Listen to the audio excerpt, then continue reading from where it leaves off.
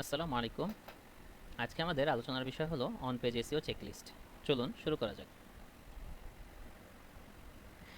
আচ্ছা, এই ভিডিওতে শেষ করে আপনারা যা জানতে পারবেন, আপনাদের লেখা একটি কন্টেন্ট পুরোপুরি অন পেজ এসইও অপটিমাইজ হয়েছে কিনা, ঠিকঠাকভাবে অন পেজ এসইও অপটিমাইজেশনের সবগুলো রুল ফলো করেছে কিনা, এগুলো আপনারা জানতে পারবেন এবং নিজের লেখা একটি কন্টেন্টকে দেখলে বুঝতে পারবেন যে আপনার কন্টেন্টটি অন পেজ এসইও অপটিমাইজ হয়েছে কিনা। তার পাশাপাশি অন্যের কন্টেন্ট দেখলে বা অন্য কোনো কন্টেন্ট দেখলেও বুঝতে পারবেন অন পেজ এসইও অপটিমাইজেশন করা হয়েছে কিনা।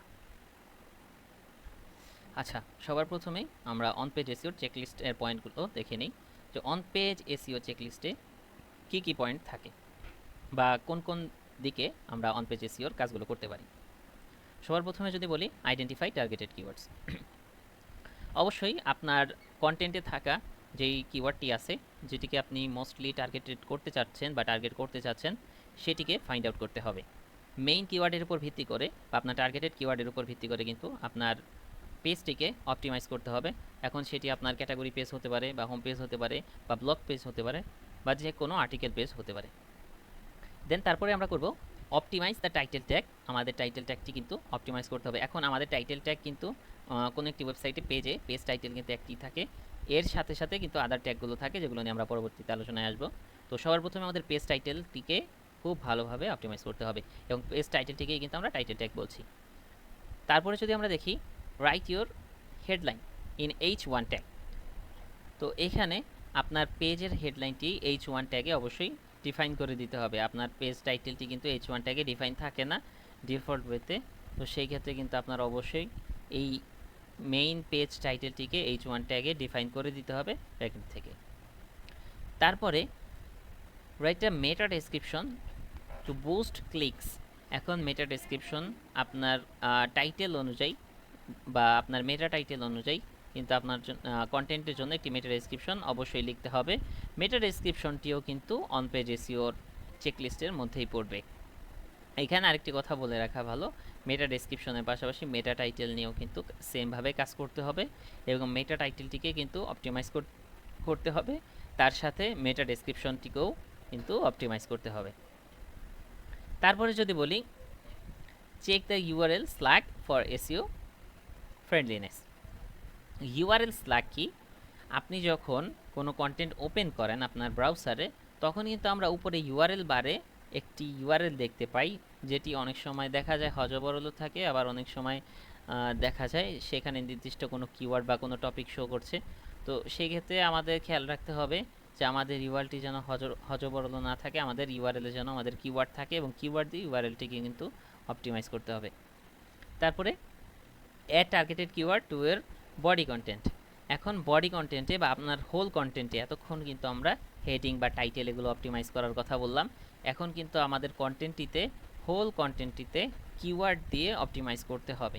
সেক্ষেত্রে অবশ্যই আমাদের টার্গেটেড কিওয়ার্ড দিয়ে কন্টেন্টটি অপটিমাইজ করতে হবে এবং তার পাশাপাশি কিন্তু আমাদের সিমেন্টিক কিওয়ার্ড বা এনএলপি কিওয়ার্ডস, এই ধরনের কিওয়ার্ডসগুলো দিয়ে আমাদের টাইটেলটি অপটিমাইজ করতে হবে, আমাদের কন্টেন্টটি অপটিমাইজ করতে হবে। দেন রিভিউ ইউর কন্টেন্ট কোয়ালিটি। আপনার কন্টেন্টের কোয়ালিটিটি যদি লো হয় তাহলে অবশ্যই কোয়ালিটিটি ইমপ্রুভ করতে হবে।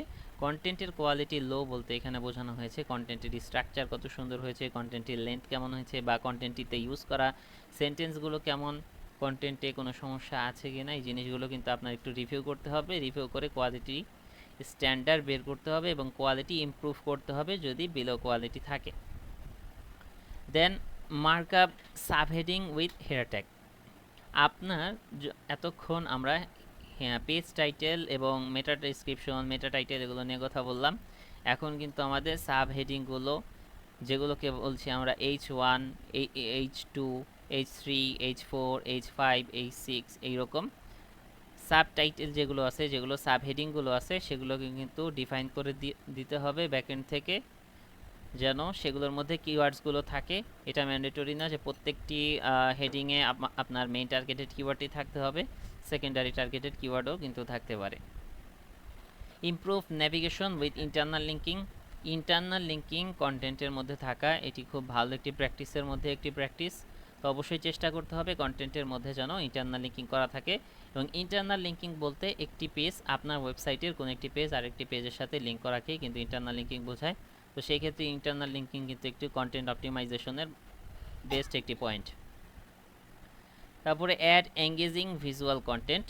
তো আপনার কন্টেন্টের মধ্যে কিন্তু আপনি ভিডিও অ্যাড করতে পারেন, আপনার কন্টেন্টের মধ্যে আপনি ইমেজ অ্যাড করতে পারেন, আপনার কন্টেন্টের মধ্যে আপনি টেবিল অ্যাড করতে পারেন, আপনার কন্টেন্টের মধ্যে আপনি কোডস অ্যাড করতে পারেন, বিভিন্ন ধরনের বিভিন্ন কোয়ালিটির আপনি জিনিসপত্র অ্যাড করতে পারেন, আপনার ইনফোগ্রাফিক অ্যাড করতে পারেন, গিফ অ্যাড করতে পারেন, বিভিন্ন ধরনের এলিমেন্টস কিন্তু আপনি আপনার কন্টেন্টের মধ্যে অ্যাড করতে পারেন। তো এই এলিমেন্টসগুলো মেলার পরে কিন্তু আপনার কন্টেন্টটি ভিজুয়ালি ইমপ্রুভ হবে, এবং ইউজারের কাছেও যেমন কন্টেন্টটি এঙ্গেজিং হবে, গুগলের কাছেও কিন্তু একটি পজিটিভ সিগন্যাল শো করবে। তারপর যদি বলি আপনার কন্টেন্টটিতে স্কিমা মার্কআপ অ্যাড করা, তো কন্টেন্টের মধ্যে স্কিমা মার্কআপ অ্যাড করা এটি আসলে খুবই ভালো কাজ করে। স্কিমা মার্কআপ গুগলে কিন্তু খুব সুন্দরভাবে শো করে আপনার কন্টেন্টটি, আপনার কন্টেন্টের ইমেজ, বা আপনি যদি কোনো গুগল ম্যাপ করেন বা আপনি কোনো রেসিপি নিয়ে যদি লেখালেখি করেন, তখন দেখবেন আপনার স্কিমা অ্যাড করার কারণে আপনার রেসিপিটি গুগলে সুন্দরভাবে শো করছে, একটি বক্স আকারে আপনার ইমেজ শো করছে, টাইটেল শো করছে, প্রাইস শো করছে, রিভিউ শো করছে। এই শো করানোর বিষয়গুলো কিন্তু স্কিমা মার্কআপের মাধ্যমে আমরা করতে পারি। অন পেজ এসইও চেকলিস্টে বলা যায় এটি খুব একটি ইম্পর্টেন্ট টপিক। তারপর যদি আমরা দেখি কিছু বোনাস, যে আপনার এখানে টেকনিক্যাল এসইওর কিছু বিষয় চলে আসবে। Make sure your page is index. আপনার পেজটি অবশ্যই ইন্ডেক্স থাকতে হবে। এখন আপনি একটি কন্টেন্ট অপটিমাইজ করলেন, সেই কন্টেন্টটি যদি গুগলের কাছে ইন্ডেক্স না থাকে, গুগলের ক্রলার যদি আপনার কন্টেন্টটি এসে ইন্ডেক্স না করে, তাহলে কিন্তু কন্টেন্টটি কোনো লাভ হলো না অপটিমাইজ করে। পেজ স্পিড নিয়ে কাজ করতে হবে। যখন কোনো কন্টেন্ট আমরা অপটিমাইজ করি, তখন কিন্তু আমরা পেজ স্পিডের দিকে অনেক সময় লক্ষ্য করি না, কারণ আমরা ইমেজগুলো অপটিমাইজ করি না। অবশ্যই অন পেজ এসইওতে আরেকটি বোনাস পয়েন্ট থাকবে যে আপনাদের ইমেজগুলো অপটিমাইজ করতে হবে কন্টেন্টটির এসইও ফ্রেন্ডলিনেস বজায় রাখার পাশাপাশি, যেন পেজ স্পিড বেটার হয়। আর পেজ স্পিড যদি ভালো হয়, তাহলে কিন্তু ইউজার কন্টেন্টটিতে থাকার চেষ্টা করবে বেশি সময় ধরে। আর যদি পেজ স্পিড খারাপ হয়, তাহলে কিন্তু এটি গুগলের কাছেও ব্যাড সিগন্যাল পাস করবে, এবং ইউজারের কাছেও কিন্তু এটি বিরক্তজনক হতে পারে। তারপরে আপনার কন্টেন্টটি যেন মোবাইল ফ্রেন্ডলি থাকে, এই বিষয়টিতে অনেকেই ভুল করে। কন্টেন্টটি শুধু পিসি অপটিমাইজ করে রেখে দেয়, কিন্তু মোবাইল অপটিমাইজেশনের দিকে তেমন কোনো খেয়াল করা হয় না। তো সেই ক্ষেত্রে খুবই সতর্ক থাকতে হবে, মোবাইল অপটিমাইজ যেন আপনার কন্টেন্টটিকে অবশ্যই করা হয়।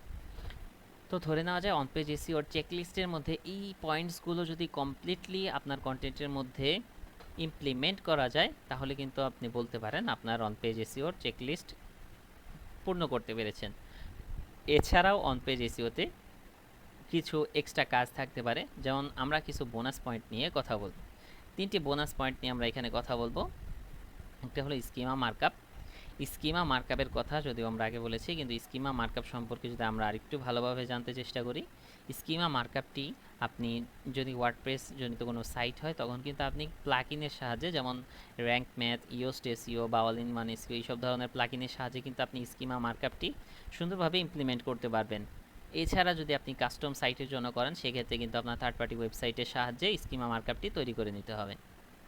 দেন টেবিল অফ কন্টেন্ট ব্যবহার করছেন কিনা। এখন টেবিল অফ কন্টেন্ট ব্যবহার করলে আপনার ইউজার কি লাভ পাবে, বা আপনার জন্য কেন এটা লাভজনক হবে।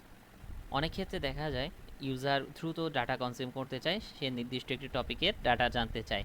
সেক্ষেত্রে যদি আপনি আপনার কন্টেন্টের উপরের দিকে টেবিল অফ কন্টেন্ট রাখেন, তখন কিন্তু রিডার যে আসবে আপনার কন্টেন্টটি রিড করতে, সে কিন্তু সহজেই প্রথম দিকে দেখলেই বুঝতে পারবে যে আপনার এই কন্টেন্টের মধ্যে কি কি সম্পর্কে, কি কি বিষয় সম্পর্কে, টপিক সম্পর্কে আলোচনা করা হয়েছে। সেক্ষেত্রে তার দরকারি যেই টপিকটি ছিল, সে কিন্তু সেখানে ক্লিক করে ডিরেক্টলি যেতে পারছে এবং তার কন্টেন্টটি কনজিউম করতে পারছে, যার ফলে সে কিন্তু তার কন্টেন্টটি পাচ্ছে বিধায় সে কন্টেন্টটি পড়তে একটু লং টাইম স্টে করছে আপনার কন্টেন্টের মধ্যে, যার ফলে কিন্তু আপনার বাউন্স রেট কমছে, গুগলের কাছে ভালো একটি সিগন্যাল যাচ্ছে যে আপনার কন্টেন্টটি অনেকক্ষণ ধরে পড়া হচ্ছে। আচ্ছা, আরেকটি জিনিস আমরা বলতে পারি যে H1 H3 ঠিকভাবে সাজানো আছে কিনা। এখন হায়ারকিগুলো যদি ঠিকভাবে সাজানো না থাকে, আপনি যদি H3 আন্ডারে H2 রাখেন, জিনিসটা হবে না। আপনাকে অবশ্যই H2 আন্ডারে H3 রাখতে হবে, H3 আন্ডারে H4 রাখতে হবে, এবং H4 এর আন্ডারে H5 রাখতে হবে, 5 এর আন্ডারে 6 রাখতে হবে। এইভাবে কিন্তু আপনার হায়ারকিটি সুন্দরভাবে সাজাতে হবে। অনেকে এই কাজটি করেন না, যেটি মোটেও একটি ভালো প্র্যাকটিস না। আচ্ছা, কন্টেন্ট লেখার সময় আপনার যেই জিনিসগুলো মনে রাখতে হবে, লেখা শুধু পাঠকের জন্য না। আপনি যে লেখালেখি করছেন এটা শুধু কিন্তু পাঠকের জন্য না, এটা কিন্তু গুগলের জন্য। যেমন লেখাগুলো আপনার পাঠককেও বুঝতে হবে, তেমনও কিন্তু লেখাগুলো গুগলকে বুঝতে হবে। তো আপনার লেখার সময় এই জিনিসটি অবশ্যই মাথায় রেখে লেখাটি লিখতে হবে। তারপরে এসইও এবং ইউএক্স বা ইউজার এক্সপিরিয়েন্স একসাথে ভাবতে হবে। আপনি যদি শুধু এসইওর কথা চিন্তা করেন আর ডিজাইন বা ইউএক্স বা ইউজার ইন্টারফেস, ইউজার এক্সপিরিয়েন্স এগুলো নিয়ে একটুও চিন্তা না করেন, এগুলো কিন্তু অনেকেই করে থাকে, যেগুলোকে আমরা ব্যাড প্র্যাকটিস বলতে পারি। এগুলো অবশ্যই অ্যাভয়েড করতে হবে। ইউজার এক্সপিরিয়েন্সের দিকে কিন্তু অবশ্যই দৃষ্টিপাত করতে হবে। শেষ কথা আমরা বলতে পারি, এসইও হলো ছোট ছোট বিষয় গুছিয়ে সাজানোর খেলা। আপনি এই যে আমরা চেকলিস্টগুলো নিয়ে আলোচনা করলাম, এখানে কিন্তু ছোট ছোট টপিক নিয়ে কথা বলা হয়েছে, যেমন H1 অপটিমাইজ করতে হবে, কিওয়ার্ড ঢুকাতে হবে, আমাদের স্কিমা ইউজ করতে হবে, টেবিল অ্যাড করতে হবে, ইমেজ অপটিমাইজ করতে হবে। এইসব ছোট ছোট জিনিসগুলো গুছিয়ে কিন্তু আমাদের এসইওটি করতে হয়। আপনি কাজটি যত বেশি গুছিয়ে করতে পারবেন, গুগল কিন্তু তত বেশি আপনার কন্টেন্টটিকে পজিটিভ সিগন্যাল পাস করবে। আপনার কন্টেন্টটিকে কিন্তু গুগল ভালো চোখে দেখবে, গুগল কিন্তু র্যাঙ্ক দিতে বাধ্য হবে তখন। আপনি যদি কন্টেন্টটি অপটিমাইজ সুন্দরভাবে করেন, গুগলও যেমন বুঝবে, গুগলের পাশাপাশি কিন্তু আপনার কন্টেন্টের কনজিউমার যারা আছে তারাও কিন্তু সুন্দরভাবে কন্টেন্টটি বুঝতে পারবে। এবং অবশ্যই মনে রাখতে হবে, কন্টেন্টটি কিন্তু লেখার সময় অবশ্যই এসইওর পাশাপাশি ইউএক্সের দিকে লক্ষ্য রাখতে হবে। তো আপনি যত ভালোভাবে কন্টেন্টটি লিখতে পারবেন, তত ভালো কিন্তু একটি রেজাল্ট আপনি গুগলের থেকে আশা করতে পারবেন। তো অন পেজ এসইও চেকলিস্টে আজকে এতটুকুই ছিল, আশা করি বুঝতে পেরেছেন। ধন্যবাদ।